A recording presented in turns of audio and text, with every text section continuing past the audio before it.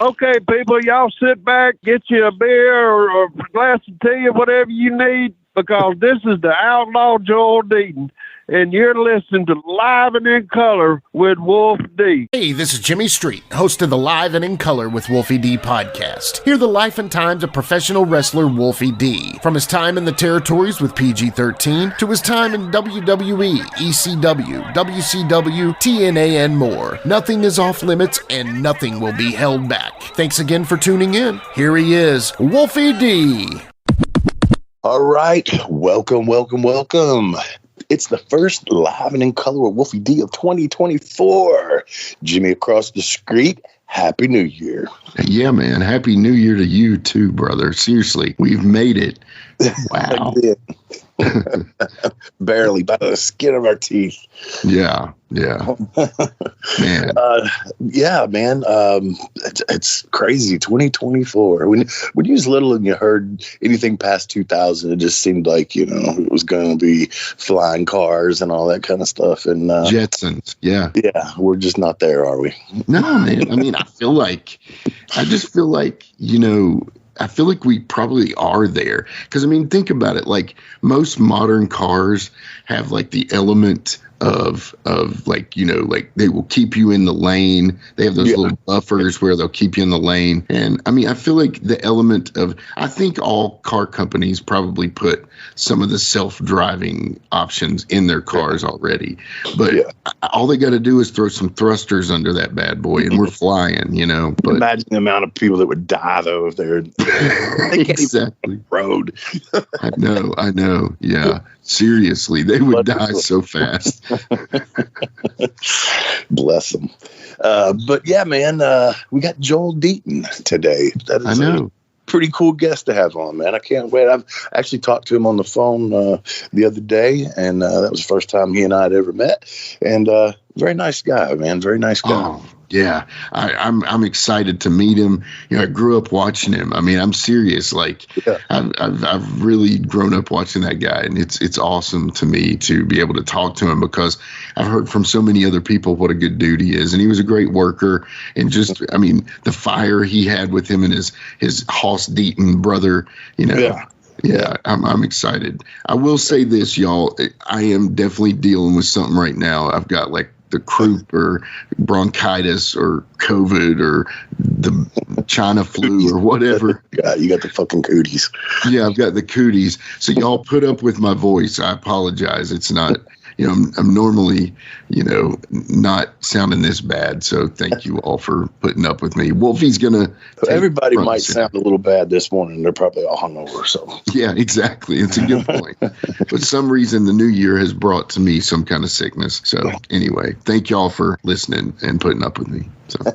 Well, let's not make this too strenuous on you. So we will get off of here and get Joel on the phone, and we'll be back in a minute with the Outlaw Joel Deaton. I love it. After these messages. Hey, folks, to get your official Live and in Color with Wolfie D merchandise, go to prowrestlingtees.com/live Wolfie D. Check it out.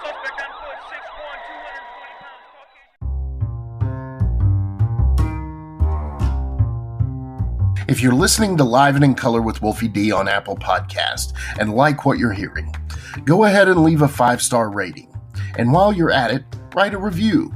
Tell us what you liked. Tell us what you'd like to hear in the future. It's very important to us and always appreciated. Thanks again. All right, folks, we are back, and man, once again, Jimmy, we've got some incredible people on here, man, and doing some research on our next guest, I was like, wow, man, it's pretty cool that we got him. Although, I never had the pleasure of crossing paths with him.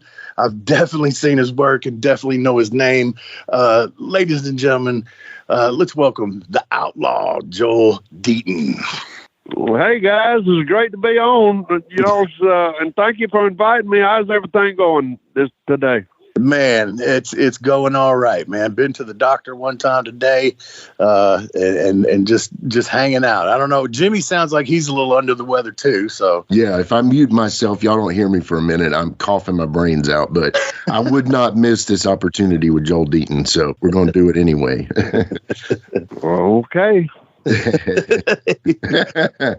So Joel, man, just 30 minutes ago, I clicked it on YouTube and I was watching Joel Deaton versus Tommy Wildfire Rich, and Tommy is somebody that I got a lot of history with, personally and in the ring, and it just made me think. Did you and Tommy hang out a lot? Because I know me and Tommy hung out a lot. Well, you know what? Yes, I mean, me and Tommy, we go way back. Yeah. To the early 80s when I first met Tommy. I guess it's probably, well, actually around 79 is when I met Tommy. When I first went over from Lars, who trained me, over to Ole over there to do some TVs, and I met Tommy over there actually probably around 1979. Yeah. And through the years, yeah, we hung out, and me and Tommy, we've always been friends. We've worked each other, gosh, I couldn't even tell you how many times through the years, and we've always had chemistry and never had any problems. And I think a lot of Tommy, and somebody say something about he's a good dude, man. Yeah, man. I honestly owe Tommy a lot, man. Me and Jamie wrestled him and Doug Gilbert for a while. That kind of put us on the map in Memphis, as a tag team. And Tommy taught us a lot. But then outside the ring, a lot of shenanigans went on with Tommy. And Tommy used to rib me unmercifully, man. But all in good fun. Yeah, Tommy, once he gets going, it's hard to slow down. He's funny. Absolutely. We had an angle where we brought my mom and his mom, Peggy, into the whole angle and everything. It was good stuff. It was real good stuff. Jimmy, I know that you have an incredible heart on right now because Joel is a Mid-Atlantic guy and you love that stuff so much. So I'm going to, normally I kind of lead for the first little bit. I'm going to let you, I know you've got so much to ask Joel. I'm going to hot tag you right now. Bam, quickly back into the hot tag.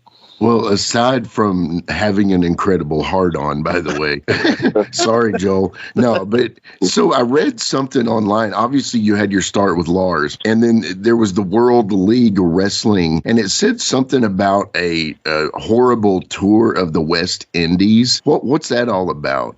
Well, actually, it wasn't, really that horrible. I mean, it was great. Really, because Lars, he's a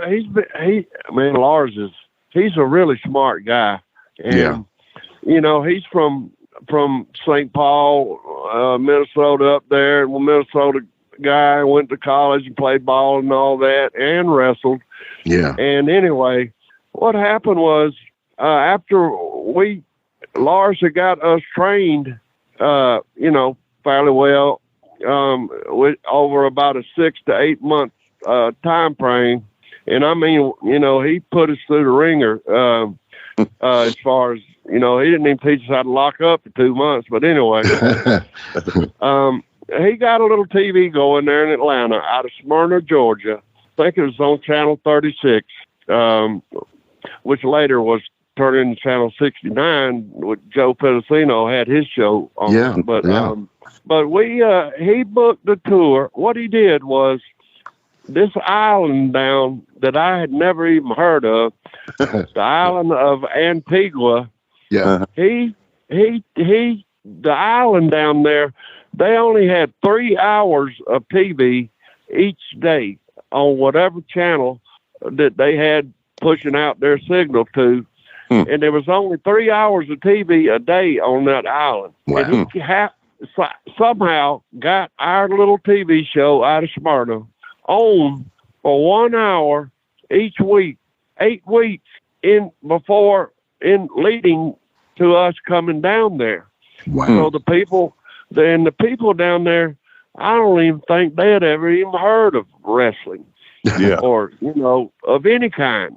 Yeah. Because, so we hopped on a plane and we flew down to, I think it was like St. John or St. Croix or St. Vincent or one of them islands down in the West Indies. And we started island hopping on this, gosh, man, it had to be a 1940 or 30-something plane, propeller plane, that when you got up in the air in it, I mean, it felt like he was on a merry-go-round or something.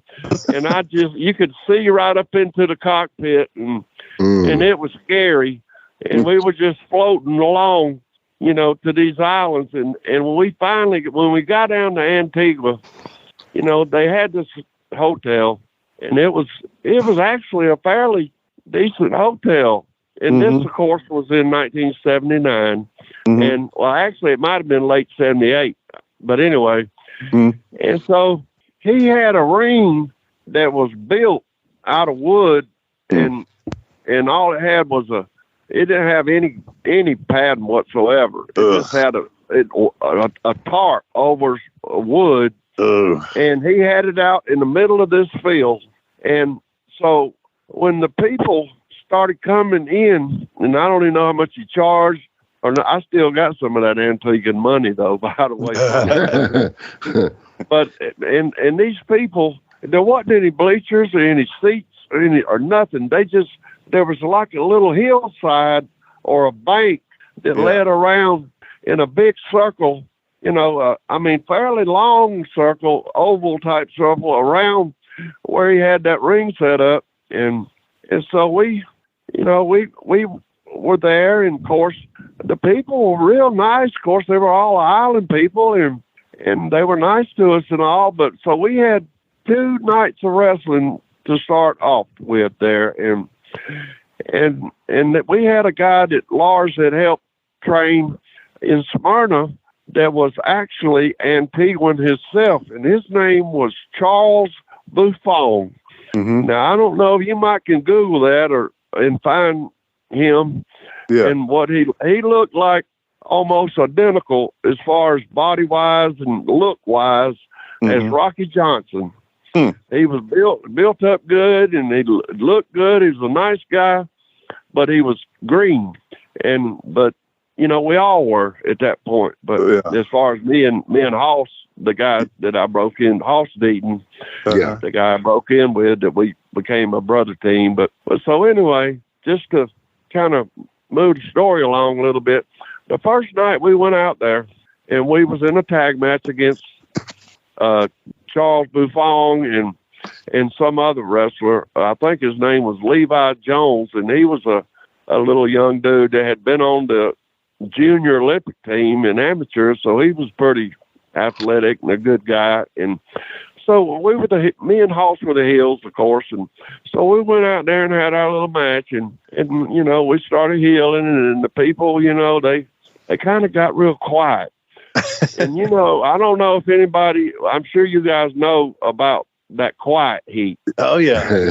Yeah. When you start getting that quiet heat, then it's serious. Yeah. and so we went out there and jumped Charles and just beat him down, and then them people started, kind of leaving off the side of the bank hillway and kind of easing a little bit closer and closer and closer. And we didn't have there was security there, but they didn't really know nothing about wrestling either. But, Lars had kind of, conveyed to them, hey, you got to walk us to and from the ring stuff. And so we actually had to cut the match short because we were both getting worried. And but we got through it, and we got back to the building that we came out of, and I don't know if it was a schoolhouse or something kind of building dressing rooms were in. But the next night, so we have a return match. Did y'all go over in that first match as heels? Did you screw them? We got disqualified. Okay, all right. We beat Charles up and threw the referee out the ring and everything you think of. Yeah. And so but we coming back the next night in a rematch with them. Mm-hmm. And so Charles and them, they go out to the ring first, and they're out there, him and Levi, and they're jumping around, waving the crowd and getting the cheers. And, Charles was, like I said, he was an antique one, so he was over, even though I don't know if the people knew him or not, but they knew he was an antique one. Yeah. And so when it comes time for us to come out of the dressing room, these two armed guards with rifles are standing in the doorway. And so me and Hoss come out down the hall to go out into the field, to the ring, and they turn and get shoulder to shoulder with their rifles up, and they will not let us out of the door to go to the ring because they thinking we're gonna beat Charles up again. And I mean, they stood there and stood their ground, and we tried to go around them and tried to actually put my hands on one of them to try to move him out of the way, and they wasn't budging. So finally, one of the other promoters, Lars was actually the promoter, him and a friend of his, they came out and kind of, got them guards to move and let us out, and we went on out to the ring. And let me tell you, we turned into baby faces real quick. We didn't do any kind of hit. We flew for them all over that ring, and we didn't do anything illegal just about, because man, it was too afraid to. Yeah. No doubt. But and by the way, Antigua was a beautiful island, and all those islands down there are. And we later on went on down into Barbados and Trinidad and all down in there. But but yeah, it was just I was 79. I was 22 years old. So, I mean, I ain't never been nowhere. And so it was, and I'm just so happy. I took a lot of pictures. I still have them, from all that stuff. But we really enjoyed it. And it was first time ever leaving the country and going anywhere like that or doing anything like that. And afterwards, the matches were over. These couple of guys come and got us and took us through the jungle down, and it must have been at least a mile and a half. And I'm thinking, my God, they're going to hang us out here in this jungle somewhere. But they took us down to some little building. It was a wood building set up not far off the beach, and they had a big disco speaker DJ system set up out on the beach, and they were playing disco music and all kind of music loud out there on that beach, and people, all them native Antiguans were out there dancing and having a good time. And I mean, and they were really friendly, and they showed us the best time. That's cool. It really was. It's something I'll always remember. And and then they after we got through, they took us back, and we had to go back through the jungle on a path that was hardly 3 feet wide. Yeah. And I'm thinking the jaguar or something's going to jump on me the whole time,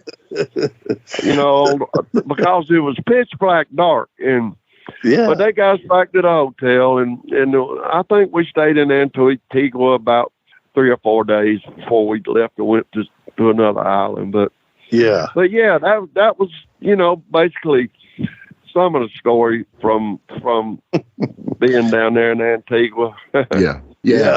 The different countries, man, is so weird when you're, because I was like you when I went to Puerto Rico, I was 19 years old, and it wasn't, it was 1994. So what, 5, 6, 7 years before or after Brody got stabbed. And so the whole time down there, I'm thinking, okay, really watch yourself. But yeah, I did a thing down there and had to run from the island. But anyway, it's a whole thing. Well, you know what? I saw Frank Bruiser, about 2 weeks working for Joe Pedicino. I saw him about 2 weeks before that happened, before I went to Japan. on one of my tours. And, me and Hossworth went to Puerto Rico in, I think it was 81. But we worked for a guy named Centron who was running opposition to Carlos. All right. And I didn't know who Carlos Colon was. I didn't know who he was. I didn't know, barely knew what Puerto Rico was or where it was. And anyway, he brought us over there and he put us up in a little condo, and I think he paid us like $300 a week, and we ran 4 shows a week. Yep. And we stayed over there about 5 months. Mm-hmm. And you know what? And this is funny. One night he comes to me and he says, "Joe, tonight you cut." And I said, "What?" He said, "Tonight you cut." And I didn't know the first thing about blading or getting juice or nothing like that. Yeah. But then it dawned on me what he was talking about, and I said, "No, I'm not going to cut myself." I mean, I was young, green. I didn't know nothing about making no blades and cutting myself and nothing. Yeah. And so I just refused. And then he took his hands and started slapping them back together. He said, "Okay, we finished the booking then." I said, "Well, fine. Send my ass the hell back home." And he did. So did you learn after that? Did you figure like, okay, I should have or I shouldn't have, or you're just like, fuck it, I'm glad I didn't? Well, in retrospect, I probably should have figured out a way and did it. But, Lars had never, really got into that part of the business with us.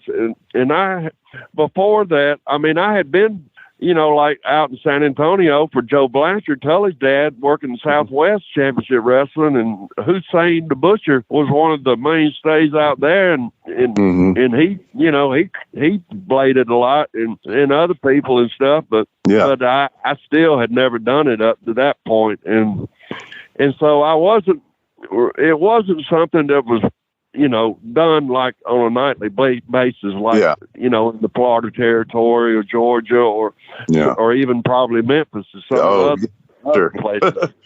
Yeah. So, I wasn't real big on it. And, in my whole career, which started in late 78, I bladed probably a couple of dozen times, and that's about it, man. Really? If I couldn't get the story told and the match over just on my ability, I didn't never think we needed blood. I mean, blood was a big part of the business in those days. But yeah. Hell, even when I got in the early '90s, very late '80s, it was just a thing in Memphis, man. And me and you talked about Jamie earlier. I mean, he usually took the heat, and I'd get the hot tag, but I was always the one to get color. And I kind of, back in the day, they used to call it queer for the blade. And I guess I kind of developed that where, man, and then I always heard people say, red equals green, all that kind of stuff, and for us, it did, and I don't know, I guess just growing up on it and watching it, and I don't know, made me felt cool or something. I don't know. You know what? And it's funny, I've of course been around. I've had countless matches with Abdullah, and I did get a match on YouTube with me and him over in Japan where I got some color for him. And he looked at me after I got that color, and he said, "God, what'd you do? Put some fingernail polish or something on you?" Because I didn't get but a little bit. And, and what's funny, Abby used to sit on the bus, and we used to always play head up poker in the back of the bus, the tour bus over there all the time. But anyway, and Abby, we used to sit there and we'd be playing head up, and he'd look at me and he'd say, "I got to cut." I'd say, "What?" He'd say, "I got to cut." I said, "What are you talking about?"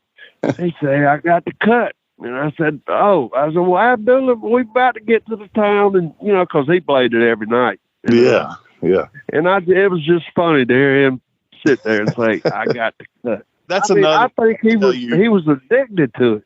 Yeah. Didn't he? And I never worked him. I was just around him.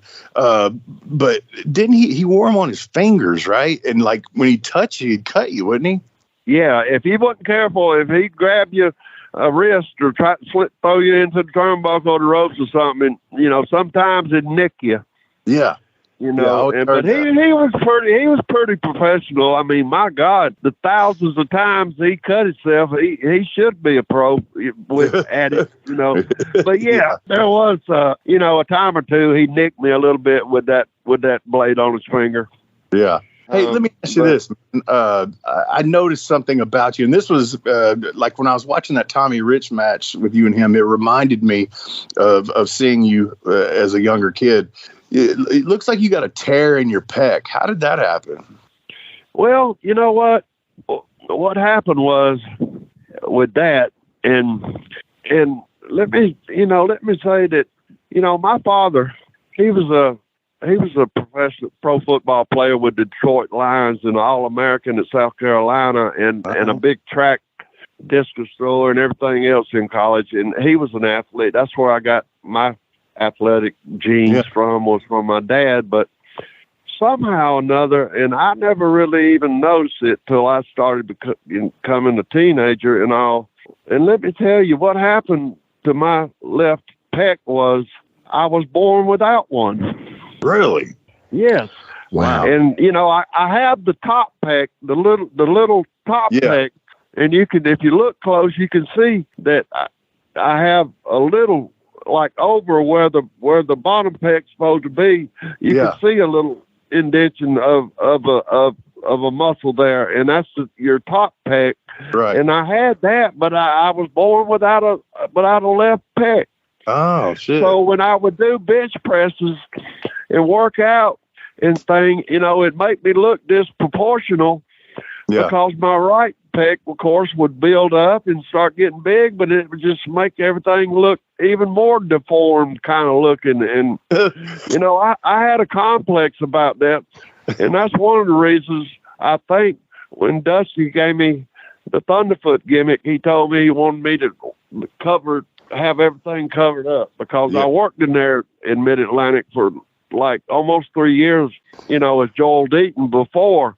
Right. I got that Thunderfoot gimmick, and I never wore, I just wore regular trunks and no shirt, like, and I don't know, I guess, people noticed it, but nobody ever screamed out from the crowd and made any smart ass remarks about it or nothing to me my whole career, really. But it is noticeable.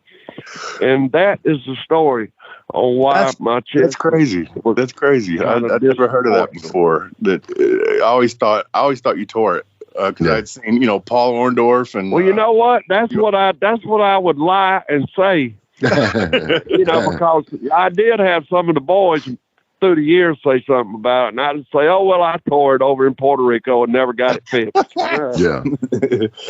That's funny. And just to shut them up, Speaking of the Thunderfoot thing, I always loved, and Jimmy knows this, and the listeners know this. I love mask gimmicks. I love mask gimmicks, and I especially love the loaded boot gimmick because now that I think about it, like older and plus being in the business and stuff, it's like, what did the fans really think was happening there? You stomp the toe. And what kind of contraption did you think they thought you had in there? It was I'll tell you the story about Thunderfoot and how it came about real quick. And so, like I said, after I came into Jim Crockett Promotions in '83, and I think we came in there from working for Leroy McGuirk out of Tulsa out there, the Tri-State Wrestling, when we had Skandor Akbar as our manager. But anyway, we called Dory. It was a committee thing in the Carolinas going on at the time. Dory and I don't know, Paul Jones. There were several bookers like a booking at the time. Each one of them had a different state: South Carolina, North Carolina, Virginia, and so forth, West Virginia. And so Dusty calls me in his office one day, and he says, Joel, he says, you've been working hard, doing good for us, and blah blah blah. And he said, we want to give you a promotion. promote from within, if you will. If you will. Well, you know, we think you've been doing a good job for us, and we want to give you promotion. He said, what I want you to do is I want you to get a mask and get a suit, you know, and cover everything up, your legs, you know, your chest, your arm, cover everything up. Mm-hmm. And I want you to do the old Inferno's gimmick where you have a loaded boot and a built-up boot, you know, and I didn't want to sound like a complete dumbass to Dusty in there because I was thinking, and he said, oh, and we're going to let JJ be your manager, you know, get you started with this thing. And I said, well, okay. And the whole time I'm sitting there thinking, well, who in the hell were Infernos and what in the hell does he mean by built up boot? And he even stood up out of his chair behind the desk and hopped and like he was loading his tennis shoe and said, you load your boot like the old Infernos and then you kick them with them, you know. And I said, well, okay. So I got JJ off to the side and said, tell me who the hell the Infernos were and how do I do this? And so JJ he laughed and he kind of explained to me what was going on, what Dusty wanted. Mm-hmm. And so I said, well, I called K&H out there. K&H. They used to make the outfits. I remember that was stuff. Yeah, very old. And I told him what I wanted. Yeah. And then I called Ash and had him make me a boot. You know, and I told him, I said I wanted about 3.5 to 4 inches on the right boot. You know, the sole. Mm-hmm. And then the other one, you know, regular size. And he said, okay. And that's what he sent me and everything. And so, you know, I think for the whole outfit, the boots and everything, you know, it's like $400 or $500. And hell, I wasn't making a lot of money right in there at that time. And to tell you the truth, the territory was down when I first went in there in '83. Yeah. But anyway, so I had to pay for it out of my pocket, and you know, and I ended up having about 7 or 8 different color, you know, outfits, Thunderfoot outfits and stuff. Yeah, and I wish I had a better mask design, but hell, I didn't know anything about freaking masks or nothing. Then I never really 100% enjoyed the mask. You said you liked the mask, but me, you know, I always liked just working with no mask, and there's another story about that later on. Well, I mean, anyway. the thing is, I just thought it looked cool. You know, I was always a fan of like comic books and superheroes and stuff like that, and so the mask to me was just cool looking.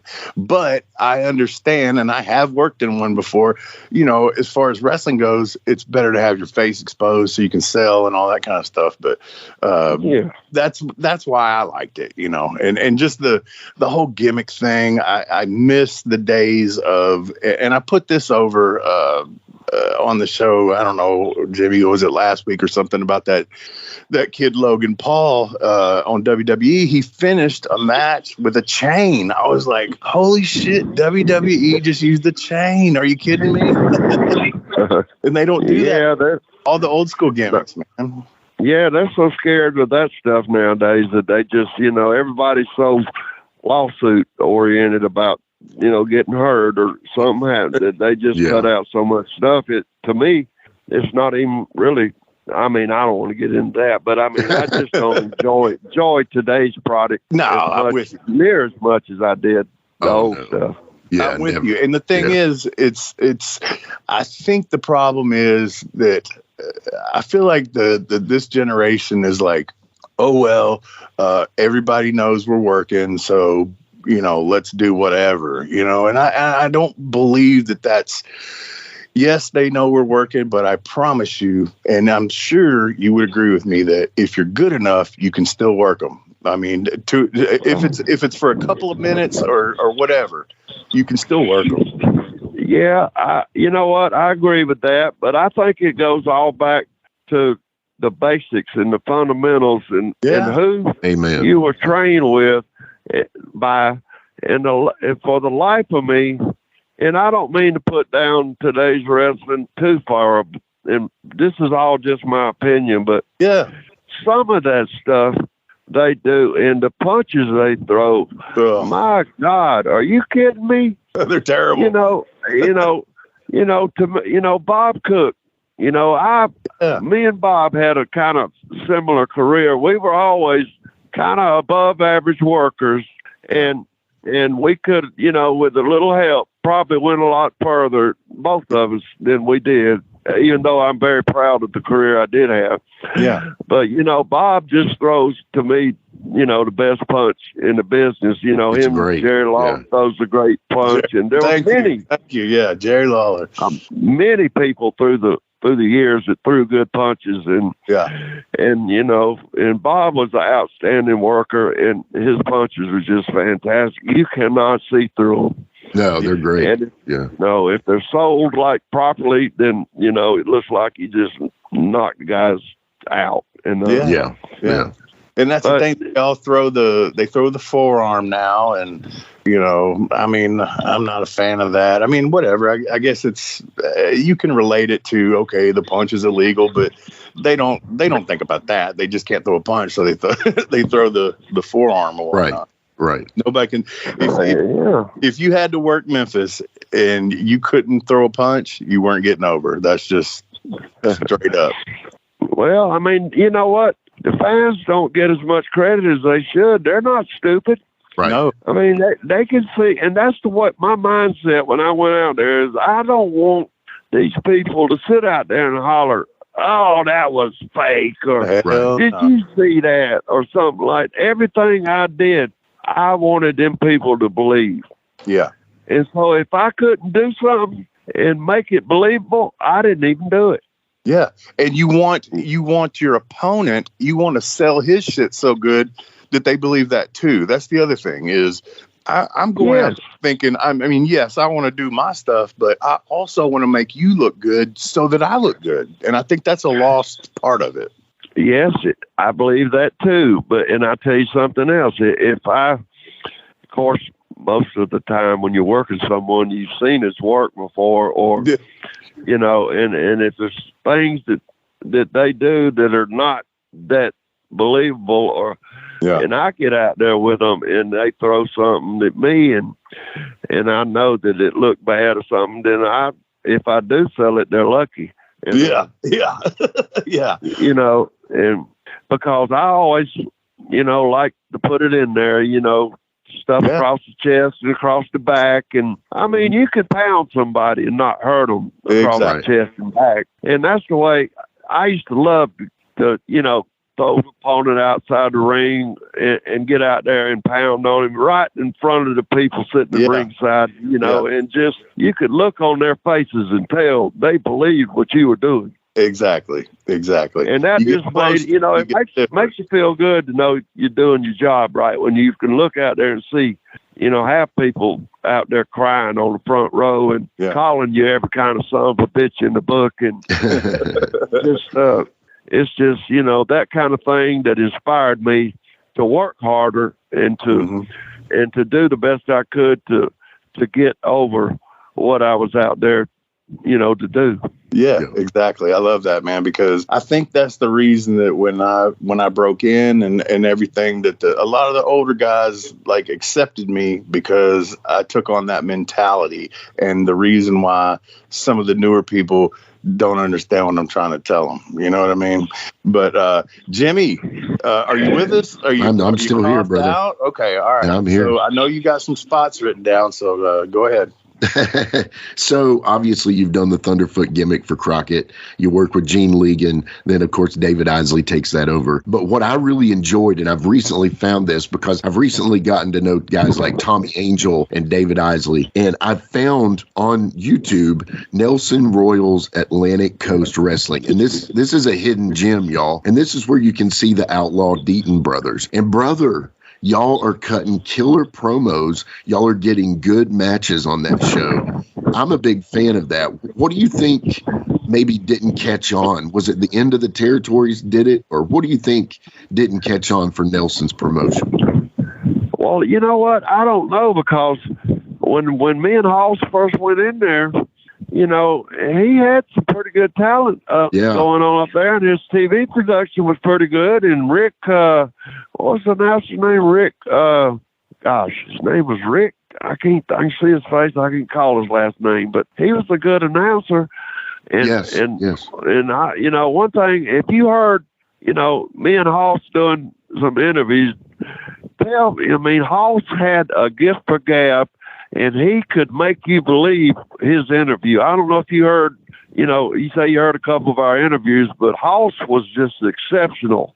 Right. On the microphone, and he could make you believe what he was saying. And, you know, I did okay. And I always, through some of these other promotions, you know, like when we were young and kind of green and around in these different territories, you know, of course, the older, you know, wrestlers and the vets, you know, they did most of that kind of stuff, and we'd get a little bit of airtime as far as doing interviews and stuff. But I always, you know, I had a pretty decent gift for gab, and I could talk, and there's some stuff on YouTube of me doing interviews, but Hoss was just off the chain with his interviews. Yeah, he was great. He was really good, and it's a shame somebody didn't take him, because he was a big 6'6", 300-pounder. I mean, he was a Stan Hansen type. Right.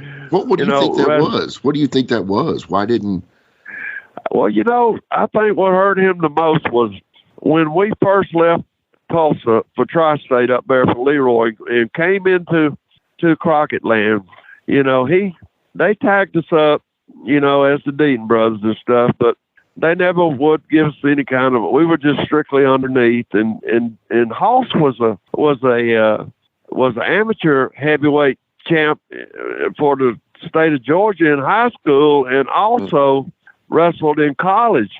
And he couldn't get it through his head that, you know, hey, this pro wrestling, you know, it's a work, you know. I mean, and he thought because he could kick somebody's ass in about 2 minutes that we were working against, that he didn't like having to sell and put them over. You know, and he just got kind of I don't know the word. He just kind of made him. He didn't like having. He felt like we should have been used better than we were at the time that we were brought into Crockett land, and so he just basically left. Yeah, quit. You know, and I stayed, and I, you know, the first probably 4 or 5 months I was in the territory in Crockett land. We were wrestling in Hendersonville, North Carolina, and I had a match with this guy called Vinny Valentino. I don't know if you remember that name, but I've heard of it. Yeah. Anyway, we had a little single match. It was underneath, first, second, third match, something. And we got out there and wrestled around, and the match was going okay. And then he tried to put a abdominal stretch on me or something, and we both got off balance and kind of fell with our legs tangled up. And somehow, when I fell, my leg was still hooked into his, and it fractured my ankle. Oh, and I was like, damn. And so, you know, I rolled out of the ring, and I couldn't get up and really walk, and I was, you know, like, you know, limping and trying to make it back to the dressing room, and they helped me back to the dressing room, and I can't remember who I rode to the town with, but I do remember this. You know, Wahoo was sitting in there when they brought me in there, and I sat down there in the chair in the dressing room and kind of, you know, put my leg out, was kind of looking at it, and it had already swelling. And so Wahoo said, well, hey, kid, you can ride back with me. And I said, okay. He said, well, how is it? And I said, well, it's hurting like hell. And so he reaches over there in his bag and takes a pill bottle out and throws 3 or 4 pills. See, I didn't know about pills and shit like that back then. Yeah. And he handed me 2 or 3 pills of some kind. He said, here, kid, take these. And I said, well, okay.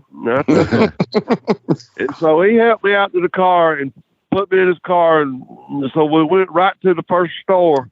And he went in there and bought a whole bag of ice, came out and put it on my ankle and taped it around my ankle, a whole bag. And it's about a 2.5 hour ride back to Charlotte from there. And so we ride on back, you know, to Charlotte, and So he takes me to the emergency room at one of the hospitals there, to go in and get it x-rayed and stuff. And by the time we got there, I was so buzzed out from whatever it was he gave me. When them people got me in there and took that tape off my ankle with that bag of ice, which had about almost all melted by then, my ankle was almost frostbit. Wow. And I couldn't even feel it because of whatever it was he gave me, And anyway, I got another great Wahoo story, but I'll tell that have to happen in Florida. But anyway, yeah, that's kind of how I got started in Mid-Atlantic. And then after a while, that committee looking, like it was Dory Funk and Ernie Ladd and I think what's the guy that had plane crash down in Florida with Bobby Shane, Gary Hart. He was booking it. He had one of the states, and anyway. Gary Hart is one of Jimmy's idols because Jimmy got into the business and did some outlaw stuff, and he modeled himself after Gary Hart. Gary was a great manager. Yeah. And he always brought in, the kabukis and all these weird, Kamalas and people like that. These weird, Orientals and just different. I mean, he managed some regular guys too, but Gary had a great mind for the business, and he was, he in my opinion, he was he's in top 10 greatest managers, if not top 5. But, I'd say that. Yeah. Let me ask you this, because about 50% of the guys we ask this question really don't like Gary. What do you think it is that's everybody's so split on him? What do you think? On Gary Hart? Yeah. Well, because Gary, I'll tell you a funny story. Gary, he was total kayfabe, and he would even kayfabe the boys if they wasn't smartened up to his desire, or and he was like very intelligent. And I tell you, when I first got in there, and Kabuki was in there in Mid-Atlantic, after a little while after I was in there, and Gary Hart was managing, and Kabuki was spitting that, that mist. Fog shit, that mist that he would do and everything. And one time after they came back from a match, Gary was sitting there, and I said, Gary, how does he do that? I said, how does he wrestle out there for 10, 15 minutes, 20 minutes, and then, spit that mist out of his mouth like that? How does he keep it in his mouth all that time? And he said, he had some surgically implanted like a hose that you mash and squirts water out. And he said that's how he spits it out, because me being still about half marked to ask a stupid question like that. But that's what he told me. And I believed it. Yeah. That's funny. And I believed it. And I just said, oh, well, okay. But as far as people not liking Gary, I never heard really anybody talk bad about Gary. And actually, when I first went into Charlotte and didn't have no money and didn't have no place to stay, well, Oliver Humperdinck told me I could come stay over at his apartment. He had a 4-bedroom apartment, and him and Gary Hart and Bob Orton Jr. and Tully was all stayed in that apartment, and I slept on the couch. And he let me stay there for 2 or 3 months, before I save up a little money to get out and get my own place. But no, I always got along with Gary and loved to sit around and listen to all those guys talk and tell stories and stuff. Yeah.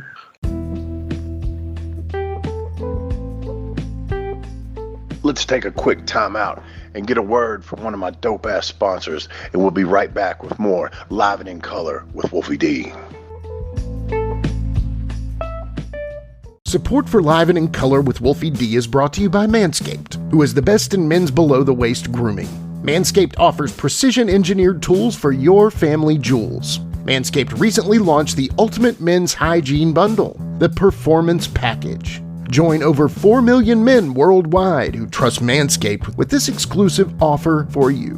20% off and free worldwide shipping with the code WOLFIE at manscaped.com. If my math's correct, that's about 8 million balls.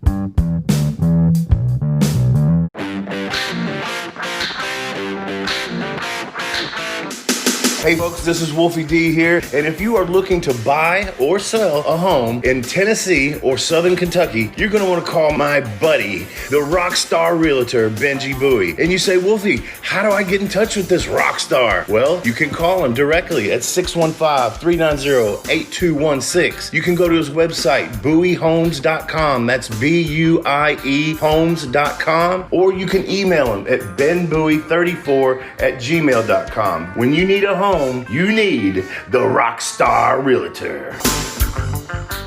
Benji is a member of Exit Realty's Garden Gate team in Gallatin, Tennessee.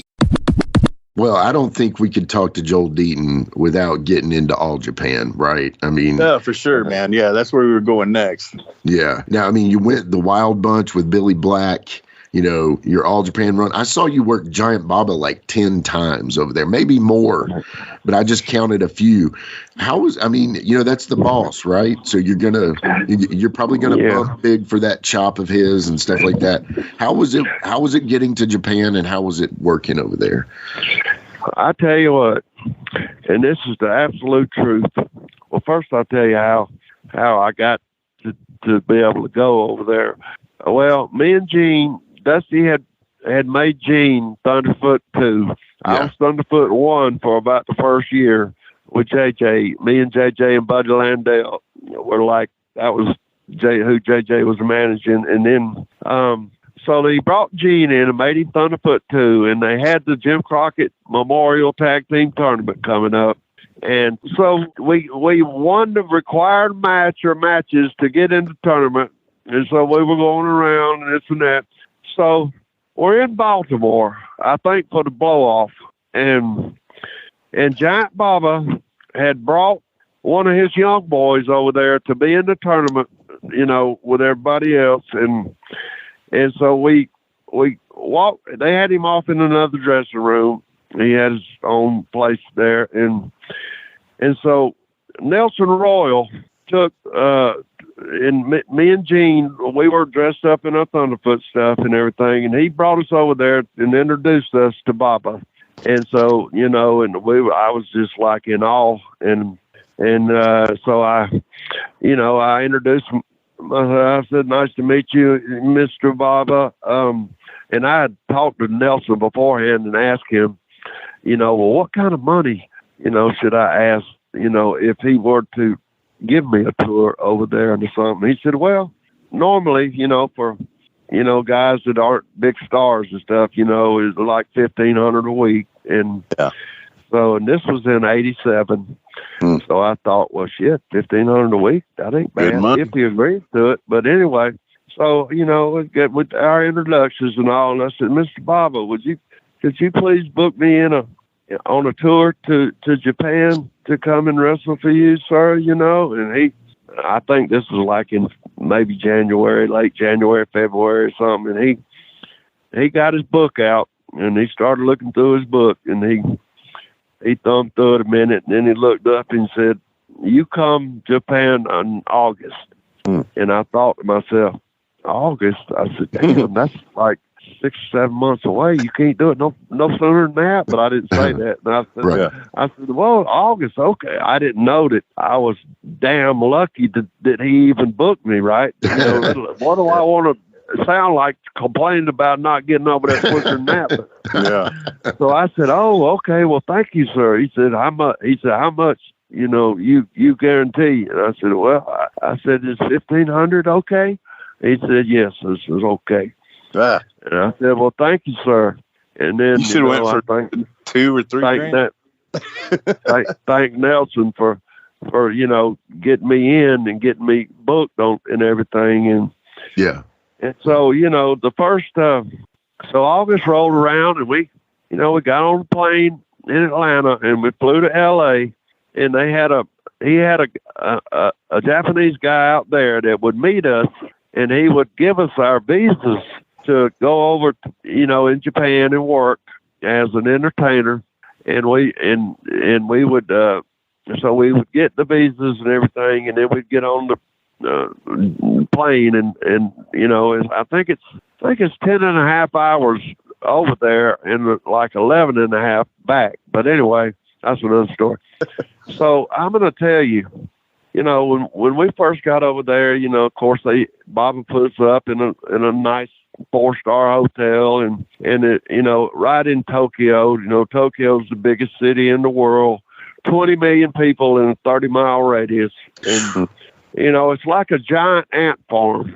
I mean, people come up out of the underground, like ants, in subways, and they have big old shopping centers underground, and you just wouldn't believe what else underground over there. But anyway, so you fly in that night, and then the next day you have, we usually had our first match in Corkin Hall over there the first day of next day after you get there of the tour. Yeah. And that was my first time wrestling in Corkin Hall, which is such a great venue. And so, I didn't really know.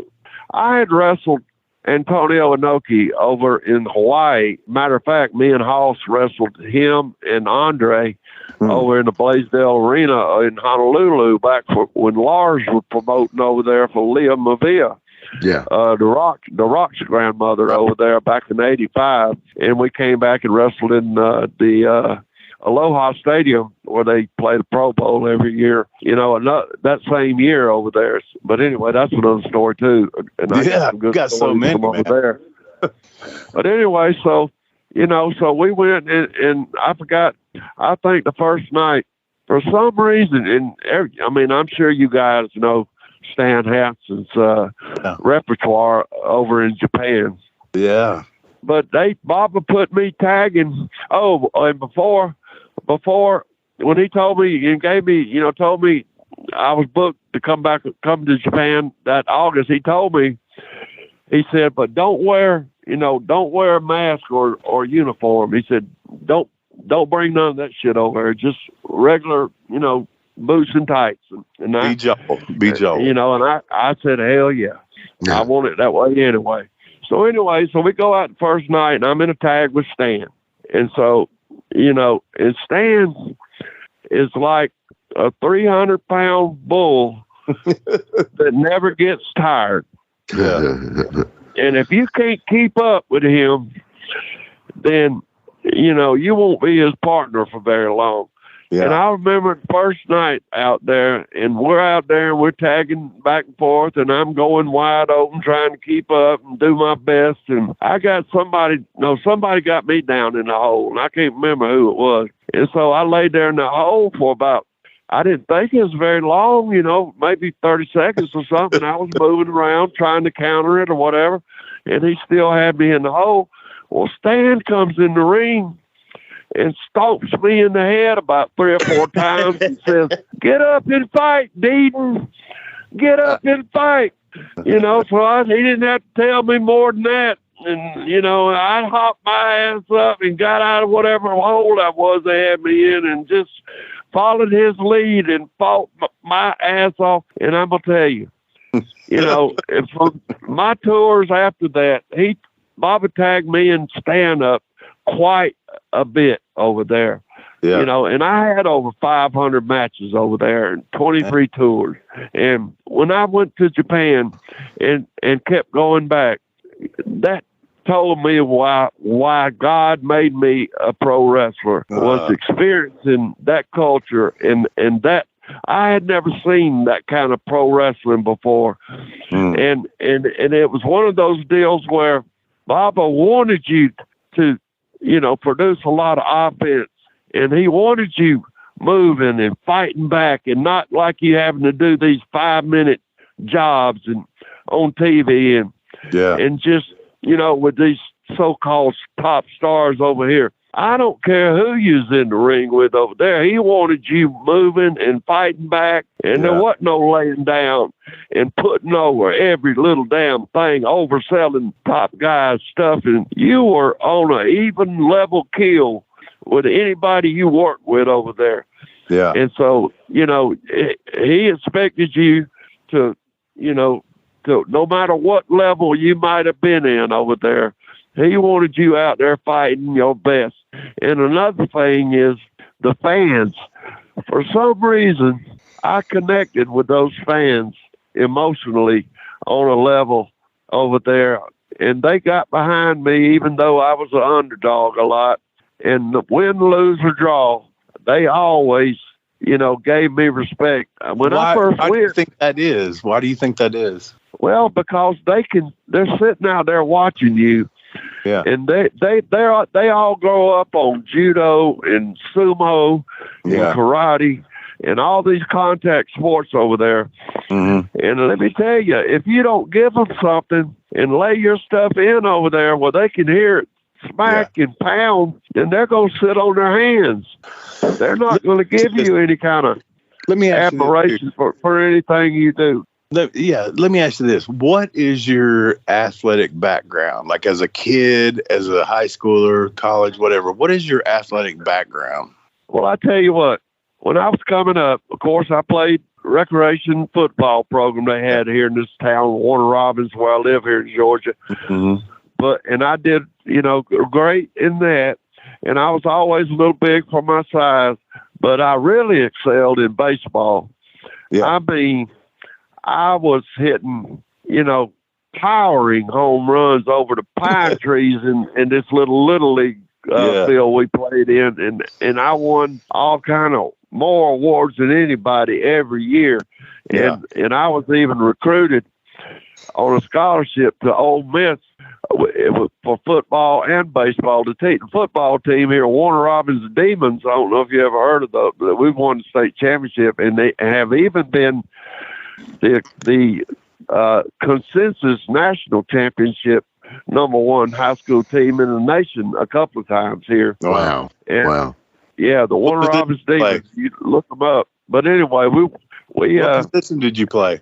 I played tight end on offense and linebacker on defense, and some defensive tackle. But so I went to Ole Miss and played a little bit, but I messed around and got I was in school out there about a year and a half, and I got my girlfriend pregnant, and this was in like 77, and so, you know, I had to make some money to, you know, support her and my young daughter. And so I left college, and that's when I came back to Atlanta and started working as a personal trainer in these places called European Health Spa. They were like a chain gym, like spa things. They had them all over, and that's where I met Lars, and that's how, you know, I got started and everything. But anyway, so yeah, I've been, you know, an athlete since I was old enough to throw a ball, and I've always been good. I even played,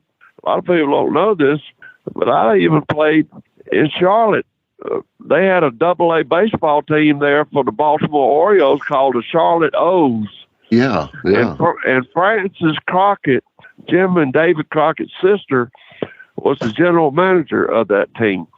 And they all heard how I was good in baseball and stuff, so I went out there and tried out for them a little and played a few preseason games with the Charlotte O's there in Charlotte. Wow. And then also over in Japan, Baba took us, I think it was on my second tour.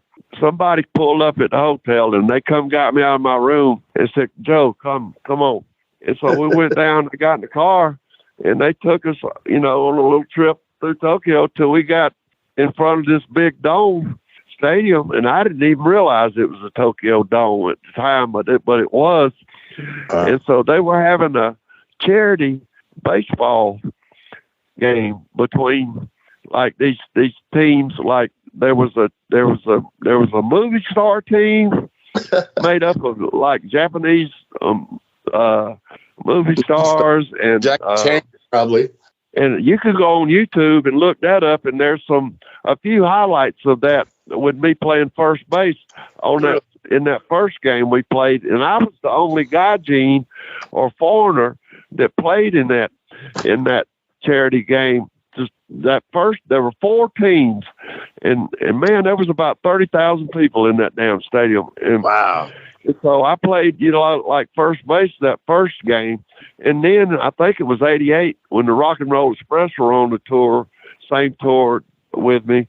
They had another charity baseball game in the Tokyo Dome, and they asked them to come and play in it too, that game. And so we're sitting back in the dressing room, and Bob, they give us brand new uniforms, cleats, gloves, hats, everything. And Bobby says, "Joe, come here." And he waved me over. And so I come over, and he had a baseball in his hand.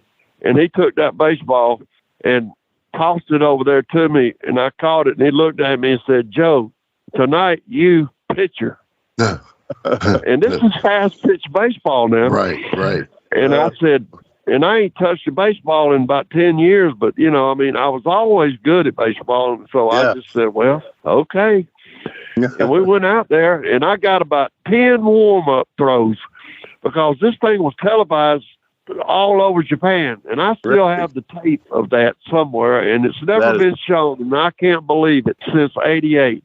Somebody hasn't put that on YouTube. Wow. But I still have, because at the end of that tour, those guys that did that TV production came and brought me and Ricky and Robert all a DVD, not DVD, but a VHS tape of that whole thing. I mean, they let us out of the tunnel with a marching band and cheerleaders and everything. It was really cool. And, we all played in it and had a great time. And I was out there on the mound pitching, and I did pretty good. It was 5 inning games, and I pitched 3 innings, and then he let one of the other Japanese kids come in there and pitch and play. What's your best pitch? Well, I think they clocked my fastball.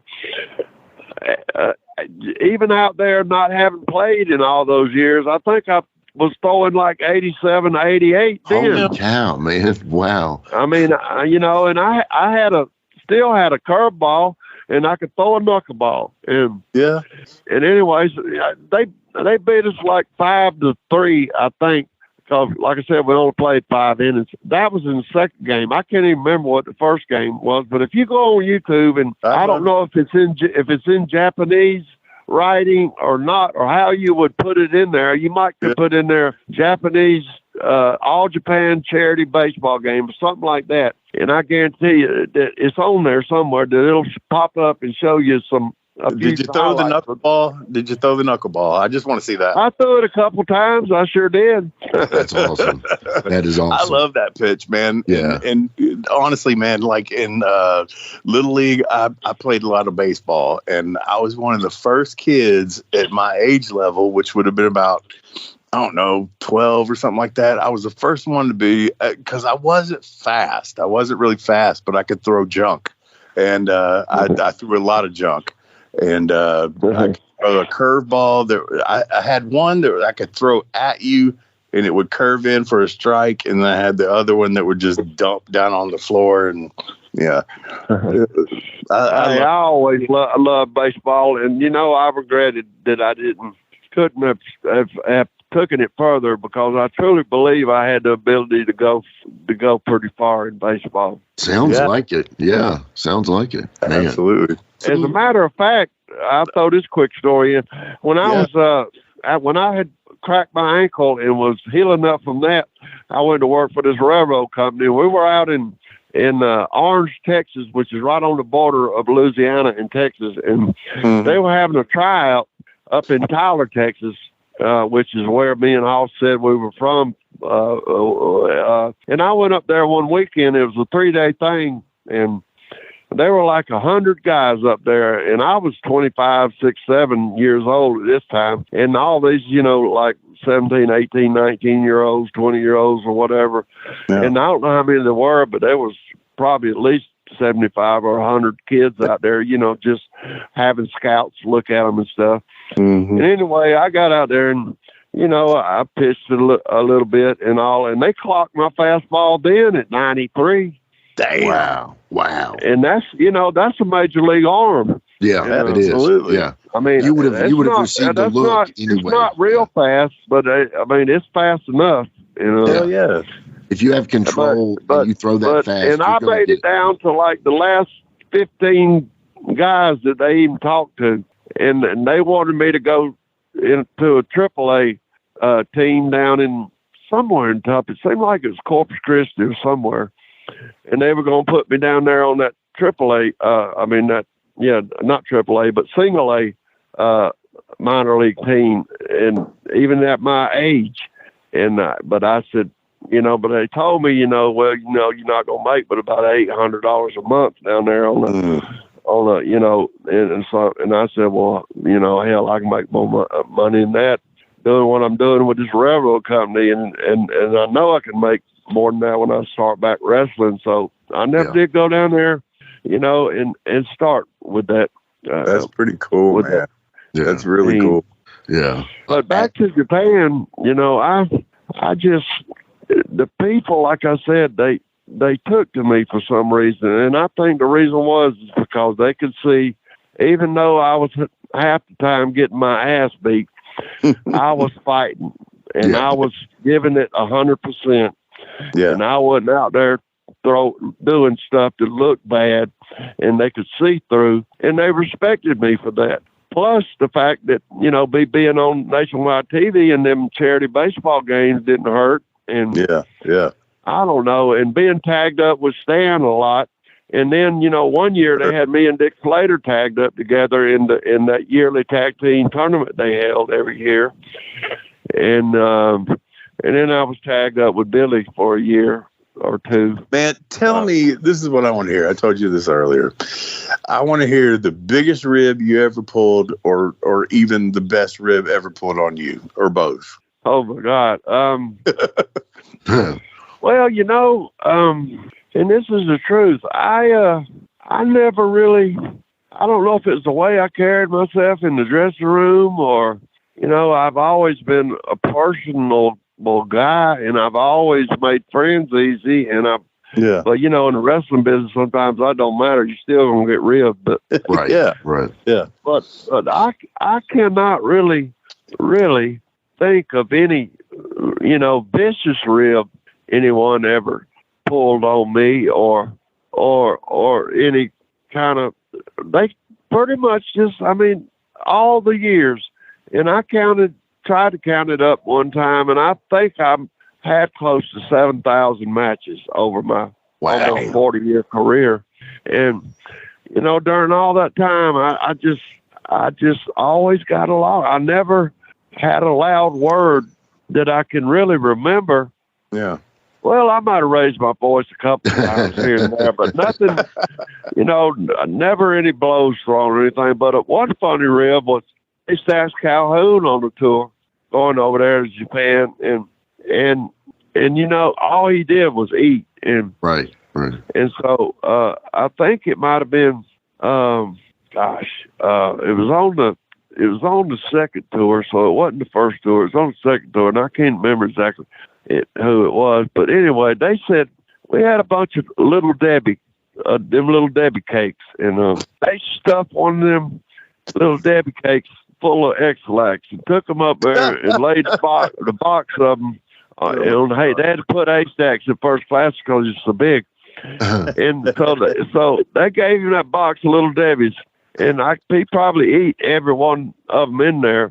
Wow. And then after about an hour or so, we were sitting back in business class. That's back when they still had business class, first class, business class, then coach. And Baba always flew us either first class or business class. But anyway, Haystacks got up, and he couldn't fit in the bathroom. Yeah, I guess. He was too big to get even in the first class bathroom, and he had to shit. Oh, man. And so, he kept saying, we could hear him back in business class, I gotta go. And they didn't know what to do because they couldn't get him in the bathroom up in first class. He wouldn't fit. And so what they finally had to do was get in that little elevator thing that they bring stuff up in, and one of the flight attendants had to get in there and go down in the cargo area and bring back a big mail sack, and they had to pull all the curtains to the galleys closed and try to block off as much as they could, and got a bucket and sit it there and set it in the middle of that mail sack and Haystack would sit down on that bucket and shit. And I mean, you could smell it all through the plane. Oh my God. And I'm talking about, this is one of these big 747, planes, and everybody was like gagging and, oh my God, it's like a big fog was going through the plane. And it was horrible. And we were just, laughing about it there, and it was funny, but it wasn't funny because it stuck so damn bad. Yeah. But we nobody ever told him what we did, and so I don't know if he ever found out or not, but that was one rib that was kind of a vicious rib. Yeah. And there's several, a lot of little things, like we used to, they used to super glue Sam Houston's cowboy hat, put super glue around it, and when he'd put it on and go out in the ring and stuff, he'd try to take it off, and it'd be stuck all to his hair and stuff. Oh my God! We used to do that with Black Bart too, and that was funny. But just little stuff like that, and that's the stuff I'm looking for, man. That's hilarious, man. Just the way they did back then. And I remember when Dusty sent us out there to Kansas City for that year almost, out there in what they call that territory? It wasn't tri-state; it was Central State. Central State is what they called it. And they sent a crew of us, Baby Doll and Sam and me and Gene Ligon and Todd Champion, and I don't know. There was George South. There was a bunch of us that went out there. We starved to death, but anyway, Rocky King was with us out there, and we got some girl from the matches and brought her home.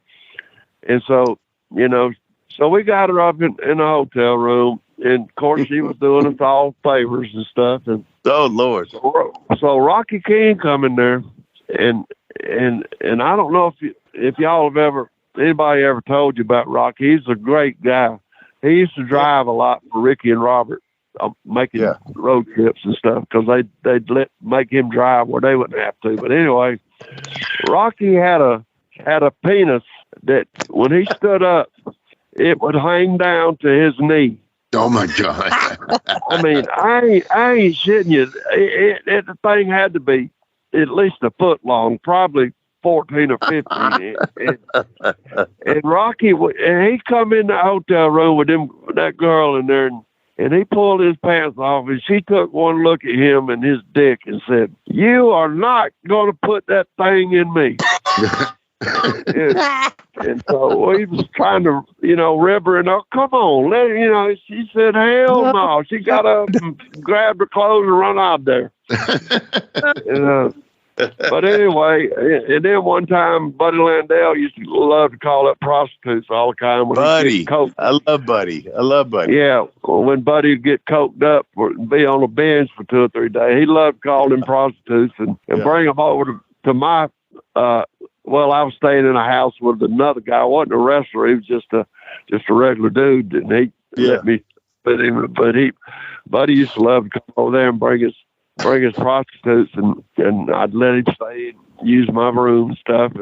So, and all the boys knew it, and all. So we told him we had this special prostitute, and she was just the most beautiful thing you ever seen in your life. And we were going to have him, it was his birthday or something's coming up, and we were going to have him a special surprise to come over, and we had a party over there that night.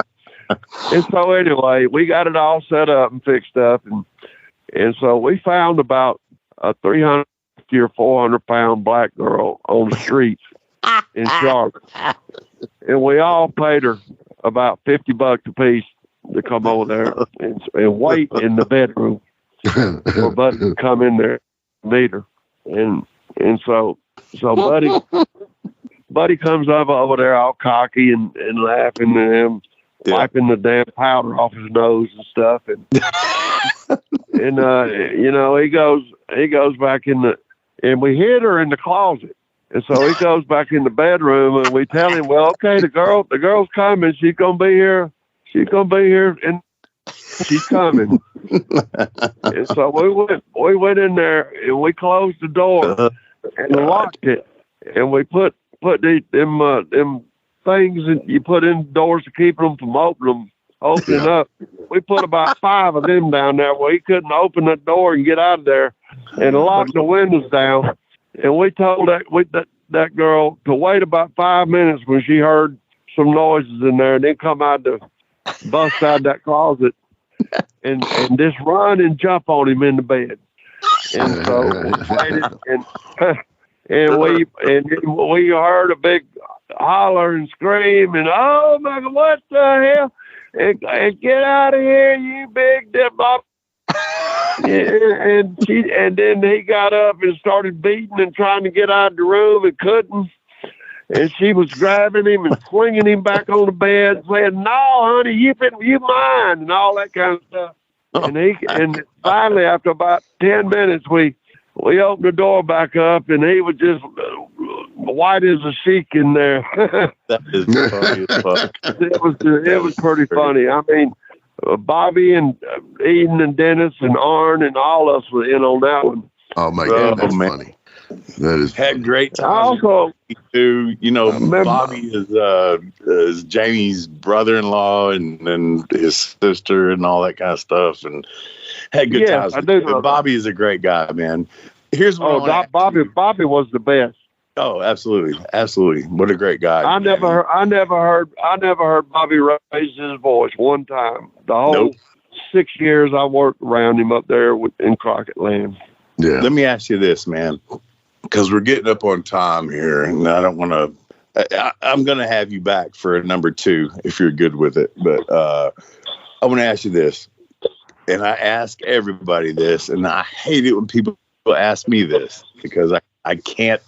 I just can't say who. Best match you ever had?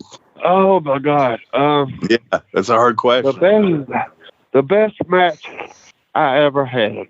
Well, that's a tough question. I know. It would have to be, although I think I had many really 3 or 4 star matches. In my day, of all the people I was blessed to be able to work with.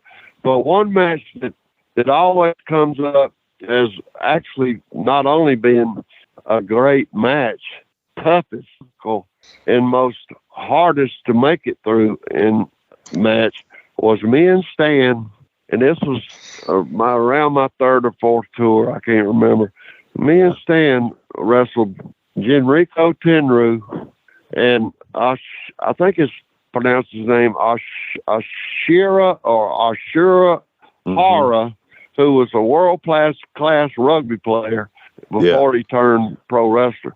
We had a championship tag team match between me and Stan and Tenru, who, by the way, Tenru ended up being one of my best friends ever over there. Really? There's another story there I could tell.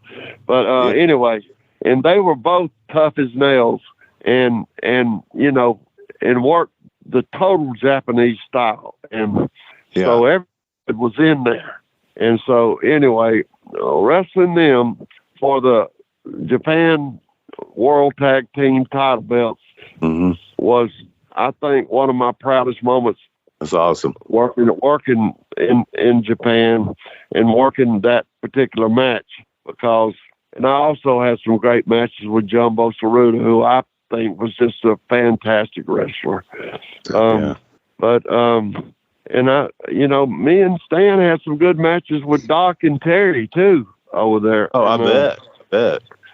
Matter of fact, there's a really good match with me and I think Stan and Tracy Smothers against Tracy, against Mizawa, Kawada, and either Kikuchi or Kobashi. 1 of the 2, I can't remember, but it was a great match. It's on YouTube. And Tracy that I rode up and down the roads with, and he taught me a lot. But he's just such a funny fucker, man. Just oh Lord, the way he would freak out every now and then and stuff like that. I talk to Dirty White Boy every now and then. Well, I don't say every now and then, but probably 3 times a week. Tony Anthony, But we talk about Tracy and we laugh and stuff like that. And yeah, Tracy was such a good guy, Tracy man. was great. Yeah. Yes, he was. Yes, he was. Really. And, when Tracy come over there, that was his first tour.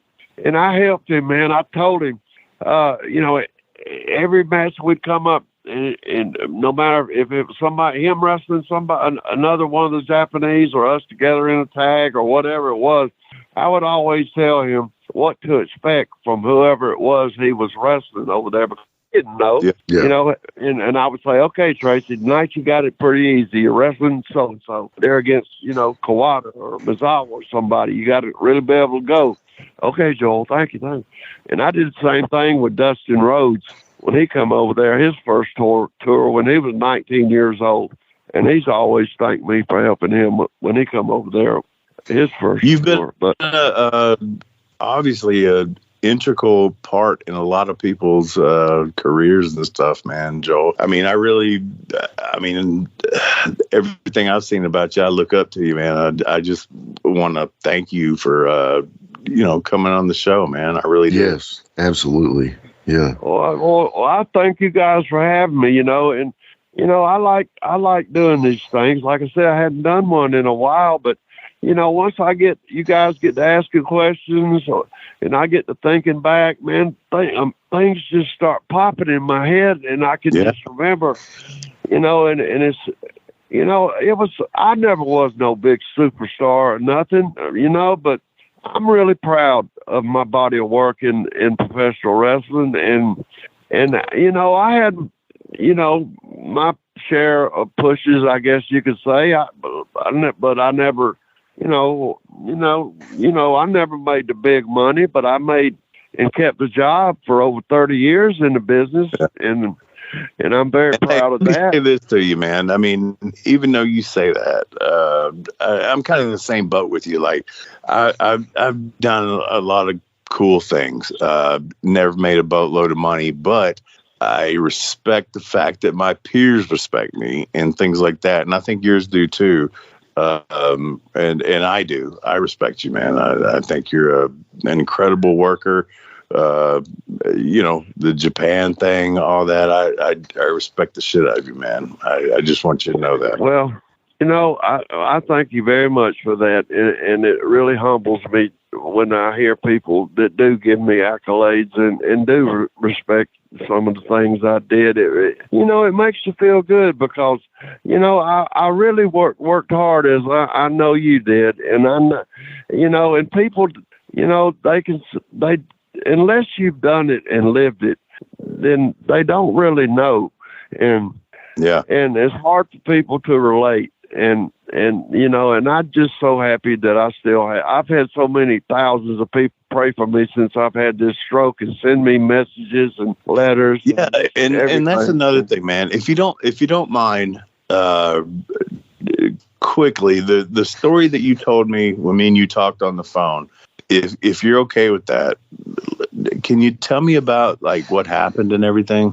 Well, I just know that I must have had the stroke in my sleep because I woke up just regular like I did every morning in my apartment, and I didn't sense anything wrong there to begin with when I just opened my eyes there in bed, but when I went to move and to put my feet over on the floor to get up to go to the bathroom, I noticed that my arm first was like I couldn't feel it, and it was like when your hand or your arm or something goes to sleep, and you have to kind of take it and move it around to wake it up. Well, that's what I tried to do to start with my arm, but I couldn't even shake it. I couldn't even pick it up to try to get the feelings to come back into it. So I didn't know what was going on. And then when I tried to move my leg over and put it on the floor to get up, it was dead too. And that was all the left side. So I took my good hand, my right hand, I reached over and I grabbed my leg and I pulled it over and put it on the floor. And I said, well, let me stand up. And I went to try to stand up and my leg just buckled on me and I fell kind of set on the floor there, and I was just thinking, my God, what the hell? And during the night, I had fallen asleep with the phone, beside my pillow there in the bed with me. And somewhere during the night, I knocked my phone behind my bed on the floor. It fell behind my bed, and so I'm laying there on the floor, and so I laid all the way down and looked under the bed, and it was dark, and I couldn't see under there or my phone, and because I was trying to call for some help, and I couldn't get it, and I couldn't see it, and I didn't have a flashlight or nothing handy to grab to try to look and see, and so I sat there on that floor from 7:30 that morning till about 9:30 that night. Oh shit!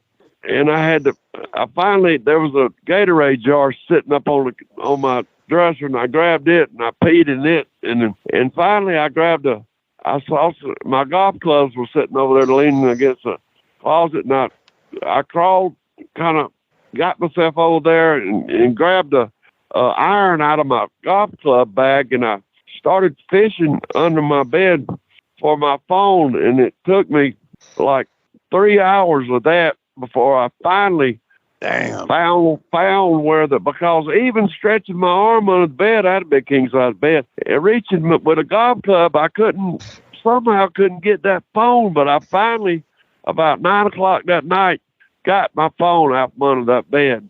Damn. And called my sister who lived in town here and told her. I said, all I could say was, I didn't even call 911. I just called her. I said, because I lived in a garage apartment behind my parents' house. They had a big, nice house with a garage apartment behind there. And I stayed gone on the road for so many years that I had came home back to my hometown here, and I wanted to be around them to help them do the things that they needed help in doing. Anyway, long story short, I finally got the phone, fished over there to me, and called my sister and told her, I said, Jennifer, something's wrong. I'm paralyzed. I can't move my left side, and come over here and get my mom and dad up, and y'all come over to the apartment and see about me. And so she did. She came over there and got them up, and they come over there, and I had locked the door. And it's about 15 steps to get up to my apartment. And my dad called me and said, well, you can't come down and unlock the door. And I said, no. And he said, what? You can't get down here? I said, no, Dad, I can't. So they had to take the hinges out and take the door off. And then him and my sister come up them steps. And my dad got up to the top of the steps, and he turned around and took one look at me and said, son, you've had a stroke. Damn. He called 911, and they come out there and got me and took me to the hospital here in town, and they did a CAT scan and all that stuff, and confirmed that I had a massive stroke. And they put me in an ambulance and took me from here to Emory Hospital in Atlanta. And Emory's one of the top hospitals in the country. And in an ambulance with the siren blaring and everything. And I was in ICU for like 3.5 weeks, and then I think I stayed there about 2 months and before they moved me to another rehab facility. But anyway, that was 4 years ago, and I've been still to this day working and trying to get better with my walk. That's my main thing, is I want to get my walking better, but it's not easy.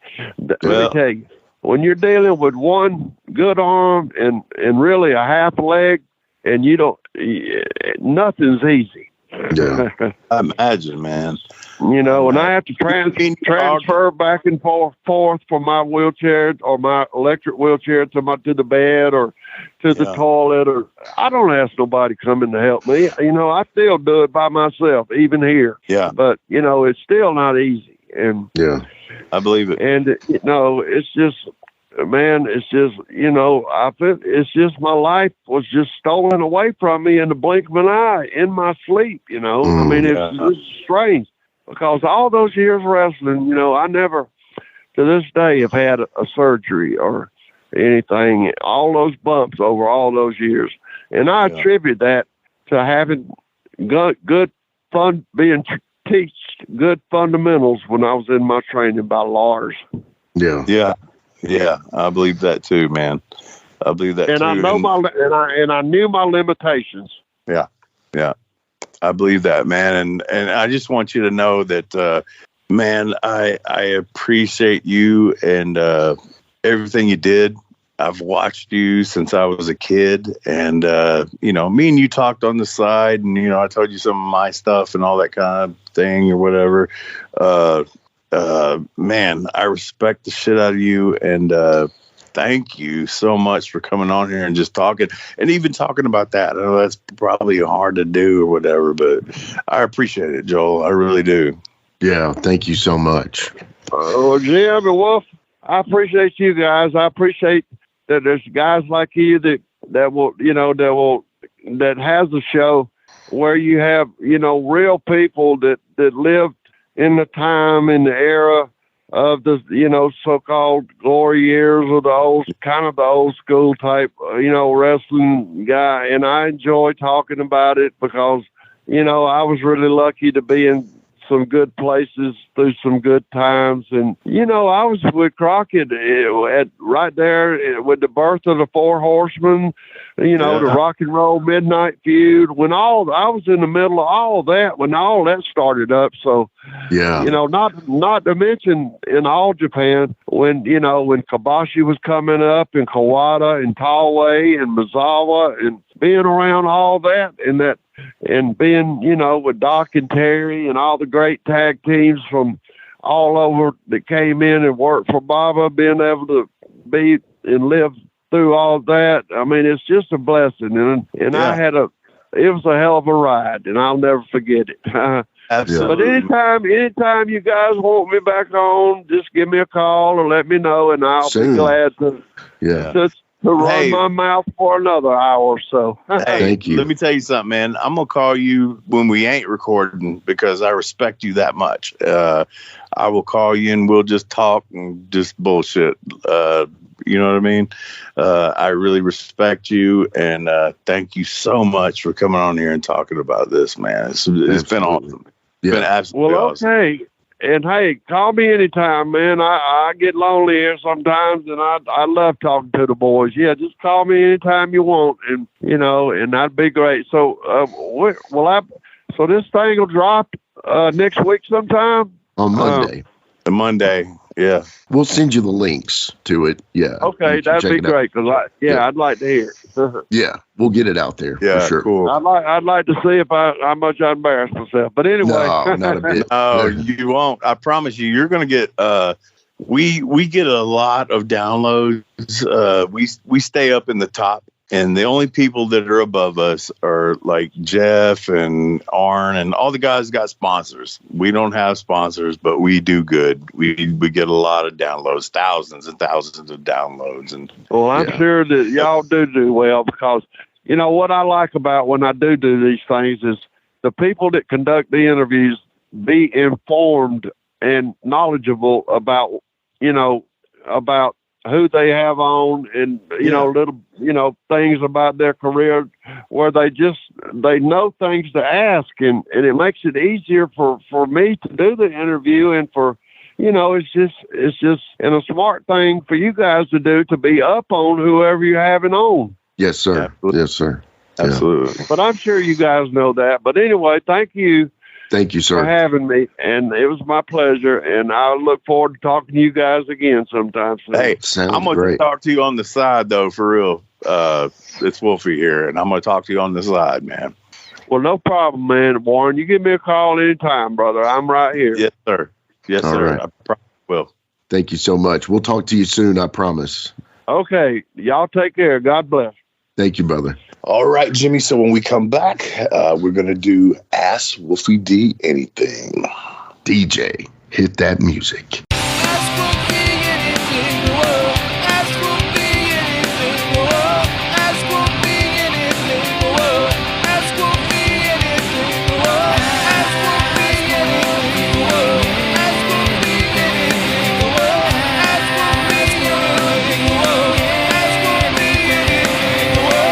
All right, we are back with Ask Wolfie Anything. And first off, man, the outlaw Joel Deaton, Thunderfoot himself, was awesome. How'd y'all like that, man? Yeah, Seriously. it's great, man. It's a great interview, great guy. And, usually we don't go that long, but we did. I let it roll this time. Yeah, very cool. Very cool. And you know what, man? I feel like he has a million more stories. That's just, yeah. I can't wait to, we'll get him on for part 2. I feel like that's coming as soon as possible. So, right on.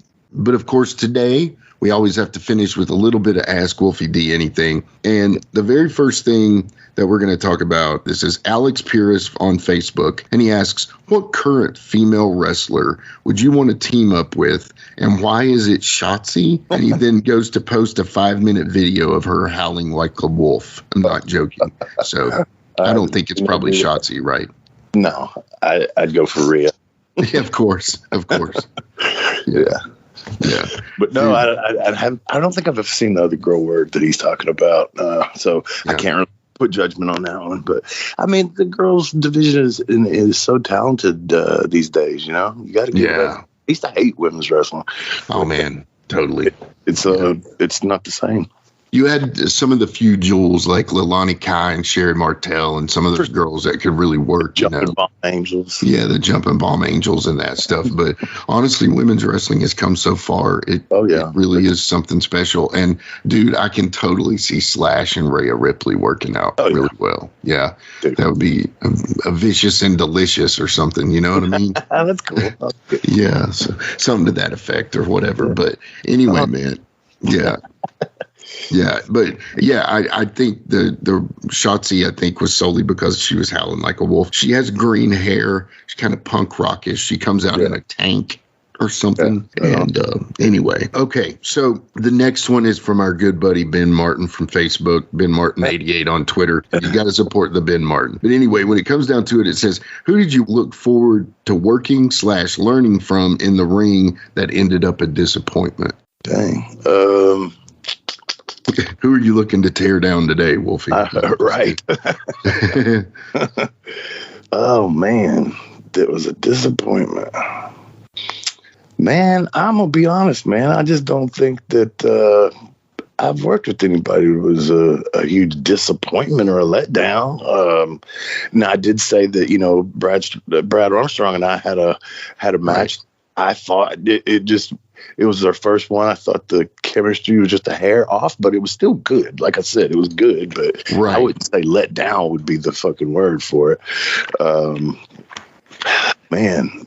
Well, and I've always we talked about it with Devo, and it wasn't that I was going to learn from them really, but I was disappointed in the way the match went as far as, us being the baby faces and all that stuff. But yeah, man, it's hard to say that I got in the ring with somebody that was, I was anticipating being really good and turned out to not be. I do not recall that ever happening.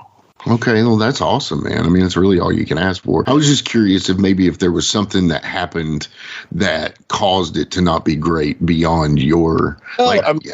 Dusty, the match with Dusty that I had, and then the reason it was... not what I wanted it to be. I guess that's probably my answer there. I forgot about that one. But it was because the weather was bad. They almost canceled the show. There was hardly anybody there.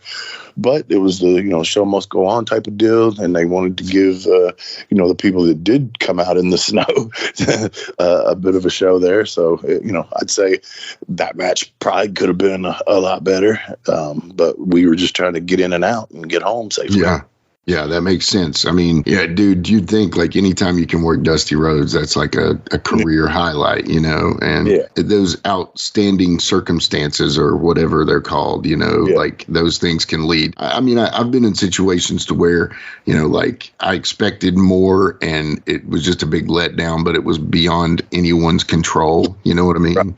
And that stuff just happens in life, right? So yeah, for sure. Just so happens it worked out with you and Dusty Rhodes. So anyway, so that was a great question. Thank you, Ben. I appreciate that answer, Wolfie. So the next one is actually from Ben as well. And y'all listeners out there, Start bringing us some more questions, man. You know, Ben's consistent. We love it. So Ben's got another question, and this one's actually a really interesting question. He says this. He says, seriously, though, and he's just daydreaming here recently, and he thought about this angle.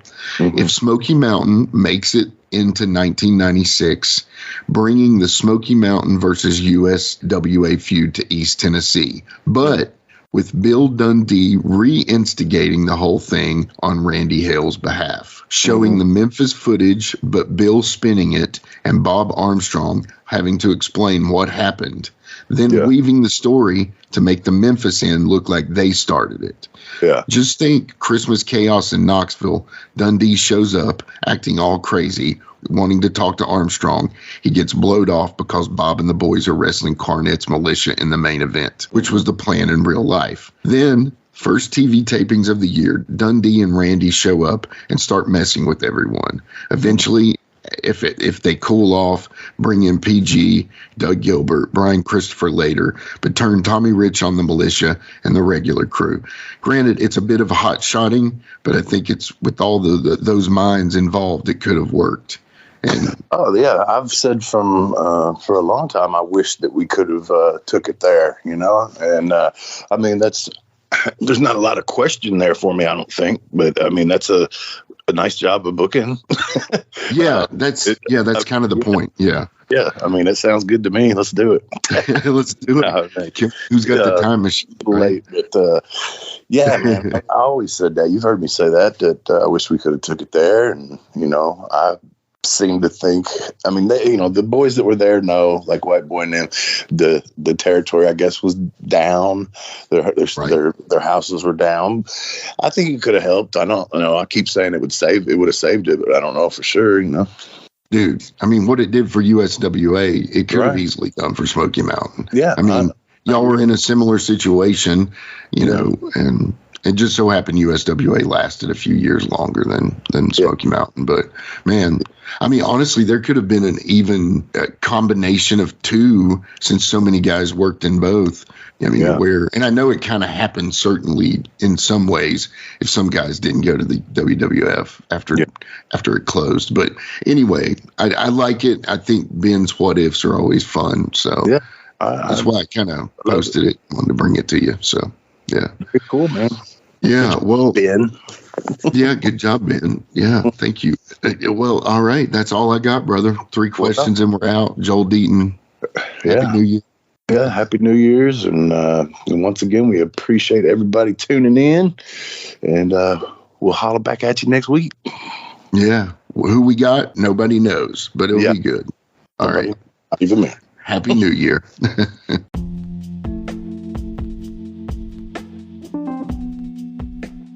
And now a word from our sponsor.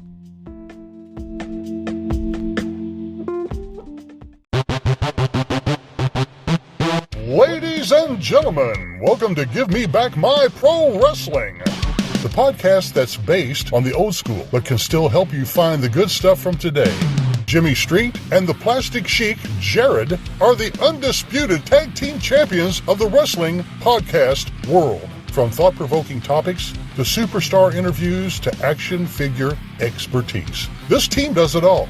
And all they ask is, give me back my pro wrestling!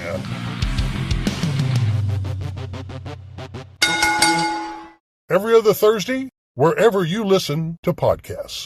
Join me, Gene Jackson, for the Jackson Interaction Podcast, where I'll be doing one-on-one interviews with people from the world of professional wrestling, as well as stand-up comedy. You can get them anywhere podcasts are available in both video and audio form, but you can find them all at GeneJacksonPod.com. That's right, it's the Talk of Middle Tennessee, the channel you love to hate and the channel you hate to love. It's Brian Turner from Brian Turner's VHS Rehab. And if you're looking for matches from Wolfie D to Jerry Lawler to Dusty Rhodes and the team that put a pimp before your eyes and a goatee between your thighs, Booty Call and Athena, go to LostWrestling.com. See, I made it easy for you. Brian Turner's VHS Rehab. Booyah.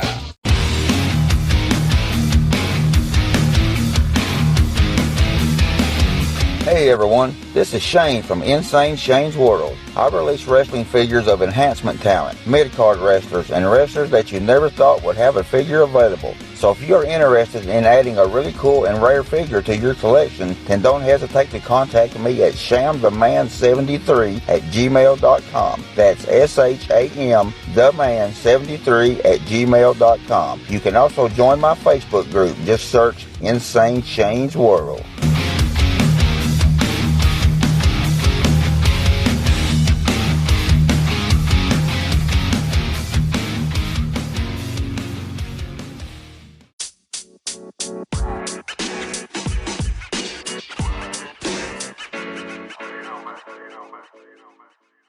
So that was another great episode. Hey, Wolfie, tell them where they can find you on social media. Jimmy, they can find me in the club, bottle full of bub. I'm just kidding. They can find me on Facebook.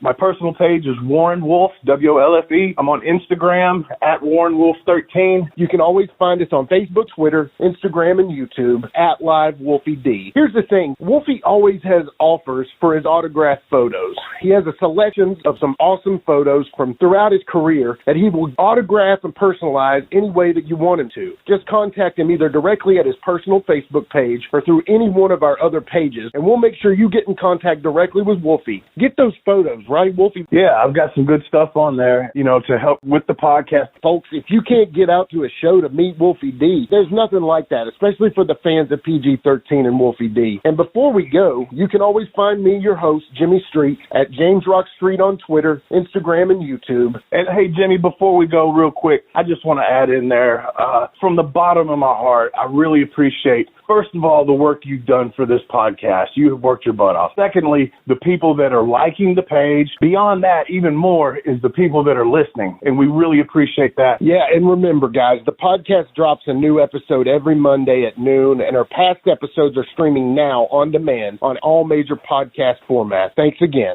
I got a cap for your dome. He got a cap for your dome. I got a cap for your dome. He got a cap for your dome. He got a cap for your dome. And here we go. The original white boy that came out sagging, not bragging, don't be hating, cause I'm spitting the truth. Still livin' in color. Don't rush your mother. Utilize a hubcap unlike any other. Back in the day, I was NOD, and I was P to the G plus the 1 and the 3. In case you forgot, they call me Wolfie D. Been cloned and copied so many times. Tired of suckers taking credit for what is mine. You know who you are without me name dropping. Wrestling's first white boy coming out hip hopping. Been doing it like this since '92. Laid low for a while and you thought I was through. Listen real close to these rhymes that I've injected. This shit's so sick it makes your ears get infected. Mad skills, no faking, there is no one great. Cause I'm bringing more folks than Obi-Wan or Vader. Not here to play games, so you better beware. You don't like me, so what? I really don't care. Like time I keep ticking and I can't be stopped. You sucker step to the side unless you wanna get dropped. With my finish, I'll straight knock you out. Please allow me to tell you what it's all about. I'm gonna wind it up, then I'm driving it home. It's Wolfie D, baby. I got a cap for your dome. I got a cap for your dome. He got a cap for your dome. He got a cap for your dome. This has been a James Rock Street production.